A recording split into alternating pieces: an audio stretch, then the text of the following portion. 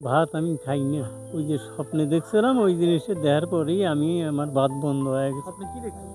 স্বপ্নে দেখছিলাম বিরাট একটা এক রাতের স্বপ্ন যদি কারো পুরো জীবনকে বদলে দেয়, স্বপ্নের একটুখানি অভিমান যদি বাস্তব জীবনে পরিণত হয় অদ্ভুত এক প্রতিজ্ঞায়। ঠিক এমনই এক গল্পের নাম বদর শেখ। রাজবাড়ির এক নিঃসঙ্গ মানুষ যিনি টানা ৩৮ বছর ভাত স্পর্শ করেননি। গভীর রাতে বদর শেখ দেখেছিলেন এক অদ্ভুত স্বপ্ন। তার ঘরে তখন নানা পদে ভরপুর খাবার সাজানো, সুগন্ধে ভরে উঠেছিল চারপাশ। সামনে দাঁড়িয়ে সাদা কাপড়ে ঢাকা কিছু লোক। তিনি বিস্ময়ে তাদের বলেছিলেন, কেন দাঁড়িয়ে আছেন, খেতে আসুন। কিন্তু লোকগুলো নরম গলায় জানিয়ে দিল তারা খাবার খান না।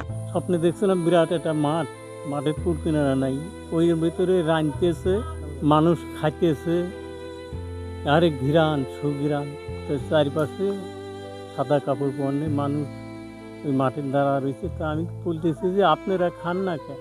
তখন বললো যে আমরা রুহু, আমরা দেখতে পাইছি। আমি বললাম যে আপনারা যদি না খান আমিও খাবো না। কারণ সবাই আমার হাসে আদর করে কোলে করে উয়ের কোলেতে উয়ের কোলে উয়ের কোলেতে উয়ের কোলে এরকম যে মাঠ ভুয়ে করল মানে আমি আর ওই যে বাদ বন্ধ হয়ে গেল।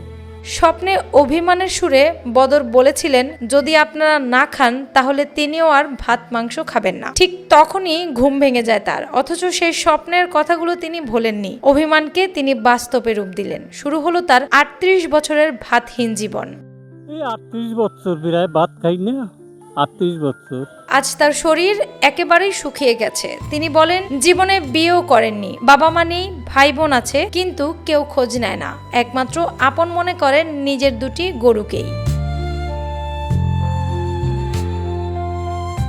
রাজবাড়ির বসন্তপুর ইউনিয়নের উদয়পুর গ্রামে ফানিভাটার ধারে তার বাস।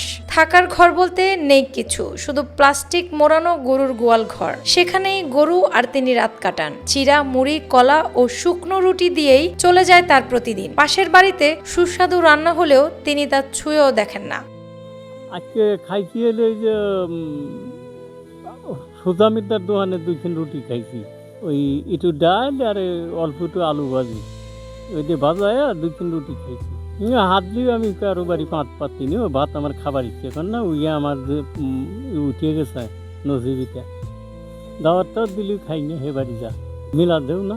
তিনি প্রায় বলেন, পৃথিবীতে তার আপন কেউ নেই, শুধু ওই দুটি গরুই তার সঙ্গী। স্বপ্নের এক রাত থেকে শুরু হওয়া অভিমান আজও অটল। অথচ ভেতরের তার একটাই ইচ্ছে, একটা ছোট্ট ঘর যেখানে একটু শান্তিতে তিনি ও তার গরুগুলো থাকতে পারবেন।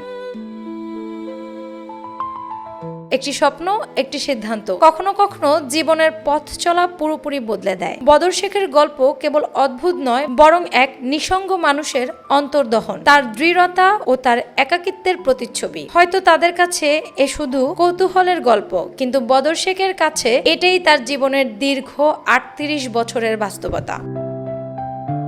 অ্যানি আক্তার, বাংলা বাজার পত্রিকা।